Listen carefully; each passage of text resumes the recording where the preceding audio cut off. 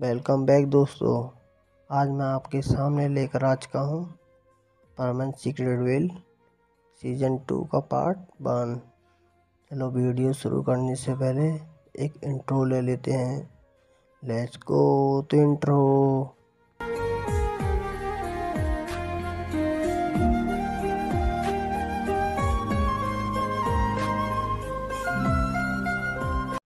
Scene दिखाया जाता है एक लड़की का जो काफ़ी रो रही होती है। रोते रोते वह डॉक्टर से कह रही होती है, प्लीज डॉक्टर मिस्सू को बचा लो। पता नहीं मिस्सू को क्या हो गया है। डॉक्टर कहते हैं तुम चिंता मत करो, हम उस लड़के का इलाज कर रहे हैं। इतना कहकर डॉक्टर वहाँ से चले जाते हैं।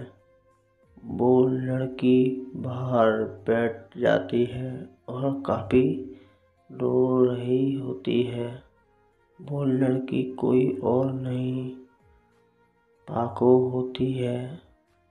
अब जो कुछ हुआ है सीन दिखाया जाता है पास्ट का। मिस्सू हमेशा की तरह सुबह सुबह उठ जाता है और स्कूल के लिए लेट हो जाता है। वह स्कूल पहुंचता है। टीचर आते हैं और मिस्सू को डांटते हुए बोलते हैं, मिस्सू तुम आखिर कब तक अपनी जिम्मेदारियों को समझोगे? तुम पता नहीं इतना लेट क्यों आते हो? आखिर तुम करते क्या हो तो तुम इतने लेट हो जाते हो? मिस्सू सिर्फ सर की बातों को सुन रहा होता है। वह सिर झुकाए खड़ा होता है और उसके पास कोई जवाब नहीं होता है। टीचर मिस्सू को बाहर खड़ा कर देते हैं। मिस्सू बाहर चला जाता है। क्लास के अंदर मिस्सू के बारे में बोल रहे होते हैं कि मिस्सू कभी नहीं सुधर सकता, और ये कहकर वह हंस रहे होते हैं। मिस्सू को सब सुनाई दे रहा था बाहर से, और अंदर ही अंदर मिस्सू काफ़ी दुखी हो रहा होता है। वह कहता है, मैं क्या कर सकता हूँ इसमें। आजकल परमानेंट ड्यूटी भी ज़्यादा हो गई है, इसलिए मुझे सुबह भी जाना पड़ता है। तभी क्लास ख़त्म हो जाती है।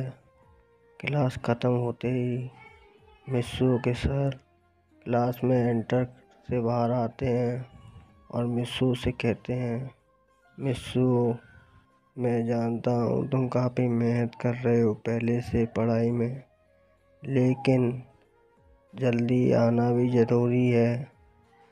इससे तुम्हारी पढ़ाई पर इफेक्ट पड़ता है। मिस्सू मुझे पता है तुम एक अच्छे लड़के हो, और मैं ये जानता हूँ कि तुम एक परवीन के अच्छे दोस्त भी हो। तुम्हें अपने दोस्त से सीखना चाहिए कि किस तरह से अपनी जिम्मेदारियों को समझना चाहिए। तुम्हारे ऊपर कई जिम्मेदारी हैं। अभी तो तुम्हें कोई परेशानी नहीं है, आगे चल के ये तुम्हारे फ्यूचर में दुखदायक देगा। इसलिए कहता हूँ अपने आप को सुधार लो। मिस्सू कहता है, ठीक है सर, मैं कोशिश करूँगा अपने आप को सुधारने के लिए। टीचर कहते हैं, ठीक है मिस्सू, तुम अब अंदर जा सकते हो। और मिस्सू अंदर चला जाता है। सभी बच्चे मिस्सू पर हंस रहे होते हैं। मिस्सू से कबाब कहता है, पता नहीं मिस्सू तुम कब सुधरोगे, तुम्हारा तो रोज का हो गया है। मिस्सू कोई जवाब नहीं देता और अपनी सीट पर बैठ जाता है। मिस्सू मन ही मन मुस्कुरा रहा होता है। तभी मिस्सू के पास मिचिको आती है। मिचिको कहती है, क्या मिस्सू तुम कल मेरे लिए परवीन को बुला दोगे? मित्सू कहता है, क्यों मिचिको, परवीन से तुमको क्या काम है? मिचिको कहती है, कल मैं सुमेरे के कॉन्सर्ट में जाने वाली हूँ और मैं चाहती हूँ कि परवीन मेरे साथ चले। मित्सू खुश हो जाता है और मिचिको से कहता है, हाँ मैं भेज दूँगा परवीन को। और इसी तरह छुट्टी हो जाती है। छुट्टी होने के बाद मित्सू अपने घर चला जाता है।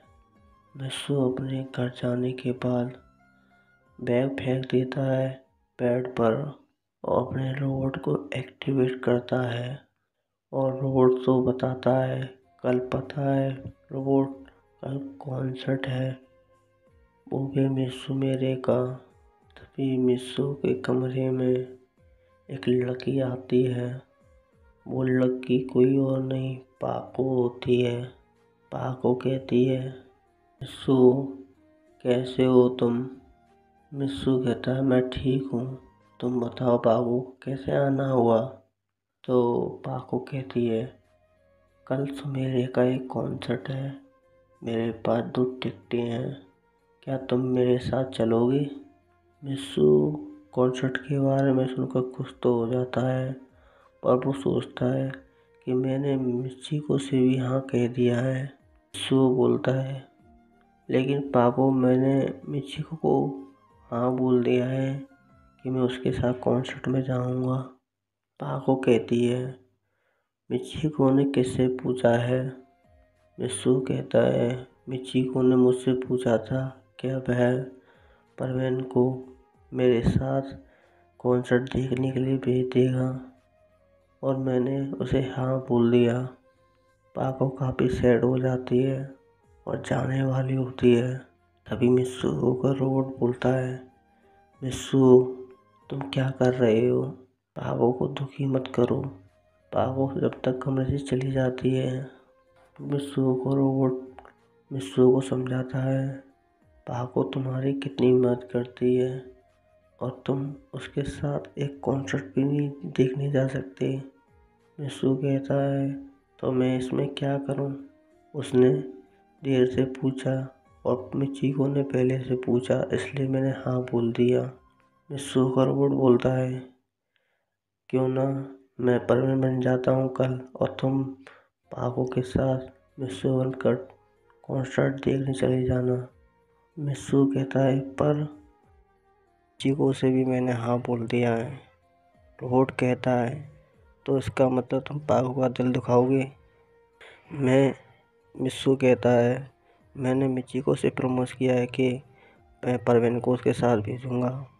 तो रोबोट कहता है, तो मैं तुम्हें मना कहाँ कर रहा हूँ, तुम परवीन को भेज सकते हो लेकिन तुम खुद पाको के साथ जा सकते हो।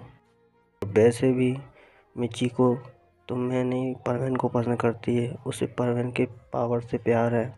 अगर उसे तुमसे प्यार होता तो वह तुमसे आकर पूछती, ना कि परवीन से।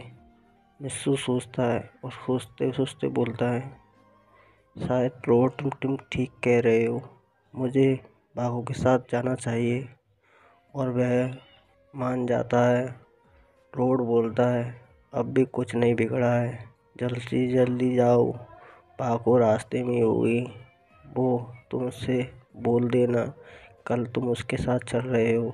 मित्सू का रोबोट की बात सुनकर मित्सू कहता है, हाँ तुम ठीक कह रहे हो रोबोट।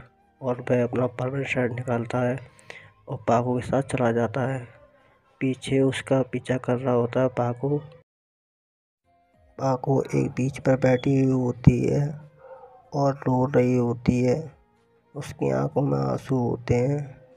पाको मन में कहती है, जब भी मैं मित्सू के करीब आना चाहती हूँ तभी मिचिको कहाँ से बीच में आ जाती है। मेरे साथ हमेशा ऐसा क्यों होता है? क्या मुझे खुश रहने का अधिकार नहीं है? क्या मैं थोड़ी सी खुशी नहीं पा सकती मित्सू के साथ? तभी पीछे से परवीन की आवाज़ आती है। पाको सुनती है और कहती है, शायद मैं परवीन के बारे में सोच रही हूँ, इसलिए परवीन की आवाज़ सुनाई दे रही है और इस बात को वह इग्नोर कर देती है।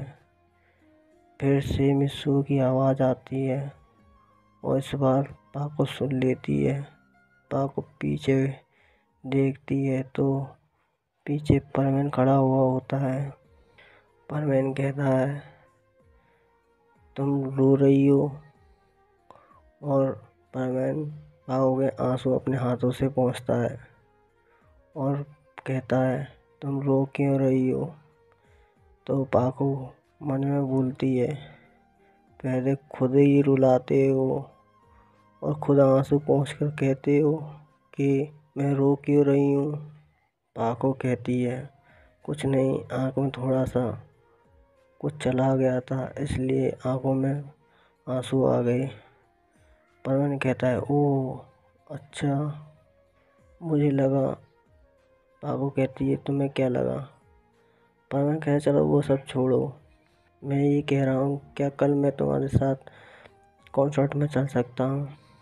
पाको सुनकर खुश हो जाती है। पाको कहती है, क्या? लेकिन तुम तो मिचिको के साथ जाने वाले थे। तो मित्सु कहता है, उसके साथ मेरा रोबोट चला जाएगा परवीन बनकर। मैं तुम्हारे साथ कॉन्सर्ट में मित्सु बनकर चलूँगा। पाको खुश हो जाती है और मित्सु को गले लगा लेती है। मित्सु बोलता है, अरे पाको, ये क्या हुआ? मुझे इतनी ज़ोर से मत पकड़ो, मुझे तुम इतनी ज़ोर से मत पकड़ो, मेरा सर टूट जाएगा। पाको एकदम से छोड़ती है और परवीन को बोलती है, सॉरी परवीन, मैं कुछ ज़्यादा एक्साइटिंग हो गई। परवीन कहता है, तुम्हारे एक्साइटिंग के चलते मेरी हड्डियाँ टूट जाती। पाको कहती है, सॉरी, और वो हंसने लगती है। तभी परवीन से कहती है, ठीक है परवीन, मैं अपने घर जा रही हूँ। और इतना कहकर वह जाने वाली होती है। तभी परवीन पीछे से पाको का हाथ पकड़ लेता है और पाको से कहता है, कहाँ जा रही हो पाको? पेट्रोलिंग नहीं करनी क्या? पाको कहती है, मुझे कुछ काम करना है, इसलिए आज मेरे बदले तुम पेट्रोलिंग कर लेना। और इतना कहकर वो वहाँ से चली जाती है। इधर परवीन खड़ा हुआ कहता है, सच में ये पाको बड़ी अजीब है, मुझे अकेले पेट्रोलिंग करने के लिए यहाँ छोड़ दिया। चलो छोड़ो, पेट्रोलिंग करता हूँ, कल इसे देख लूँगा। इधर सीन दिखाया जाता है। सीन कट होता है। पाको बैठी हुई होती है। तभी डॉक्टर उसके पास आते हैं। पाको कहती है डॉक्टर से, डॉक्टर, मिस्सू कैसा है? डॉक्टर कहते हैं, मिस्सू अब खतरे से बाहर है। डॉक्टर कहते हैं, क्या इस लड़के ने कुछ खाया था? तो पाको कहती है, शायद नहीं। क्या हुआ डॉक्टर? डॉक्टर कहते हैं, हमें इसके पेट में से आइसक्रीम मिली है और शायद उस आइसक्रीम में जहर है, जहर था। ये सुनकर पाको हैरान हो जाती है। पाको कहती है, क्या डॉक्टर, मिस्सू के पेट में जहर, ये कहाँ से आया? डॉक्टर कहते हैं, यही तो मैं जानना चाहता हूँ, आखिर इस लड़की को जहर किसने दिया? पाको सोचती है, कहती है, डॉक्टर, ये बात आप मिस्सू को मत बताना। डॉक्टर कहते हैं, क्यों? नहीं बता सकता मैं उसको।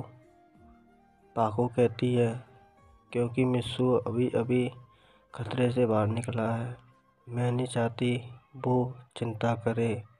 उसे जब पता चलेगा कि उसकी जान को खतरा है, किसी ने उसे जहर दिया है, तो वह टेंशन में आ सकता है। डॉक्टर कहते हैं, चिंता मत करो, मैं किसी को नहीं बताऊंगा, ना ही मिस्सू को बताऊंगा कि उसे जहर मिला था उसके शरीर में। पाको कहती है, थैंक यू डॉक्टर, क्या मैं उससे अब मिल सकती हूँ? डॉक्टर कहते हैं, हाँ, तुम जाओ, उससे मिल सकती हो। पाको मिस्सू के पास जाती है और मिस्सू के सिर पर हाथ रखकर बोलती है, मिस्सू, मैं तुम्हें कभी कुछ ना होने दूंगी। जब तक मैं हूँ तुम्हारे साथ मैं कुछ नहीं होने दूँगी। मैं भी देखती हूँ कौन है जिसने तुम्हें जहर दिया और कौन तुम्हें मारना चाहता है। मैं उसे नहीं छोड़ूंगी। तभी मिस्सू को होश आ जाता है। मिस्सू देखता है सामने पाको बैठी हुई है। और इसी के साथ इस चैप्टर यहीं समाप्त हो जाता है। नेक्स्ट पार्ट में आपके सामने बहुत जल्द पेश करूँगा। ओके, गुड बाय, सायोनारा। कमेंट में बताना मत भूलना कि आपको ये पार्ट कैसा लगा।